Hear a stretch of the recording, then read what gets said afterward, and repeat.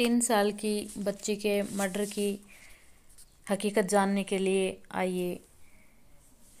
दुकानदार की 19 साल की बेटी फरनाज ने पुलिस के सामने कबूल किया कि उसके पिता दानिश से पहले उसका प्रेम प्रसंग चल रहा था। हम दोनों एक दूसरे से मिलते रहते थे। 5 साल पहले दानिश की शादी किसी और से तय हो गई। मैंने उसका विरोध किया, लेकिन वह नहीं माना।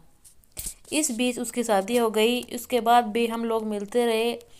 जब यह बात उसकी पत्नी को पता चली तो वह मुझसे नफरत करने लगी और मुझसे रंजिश रखने लगी।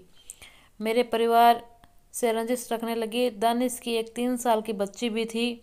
उसे देखकर मुझे बहुत नफरत होती थी। वह मेरे घर पर बनी दुकान पर अक्सर टॉफ़ी लेने आती थी। बच्ची को देखकर मुझे बहुत ज़्यादा जलन होती थी।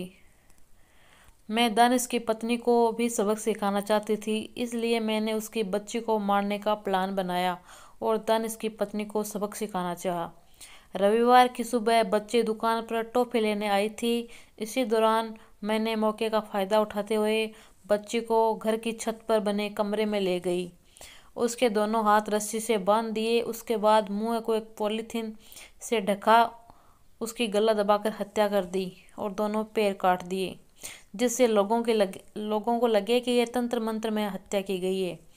उसके बाद बच्ची का शव बोरे में भरा। उसके बाद खाली पड़े प्लॉट में ले जाकर उसको वहां रख दिया।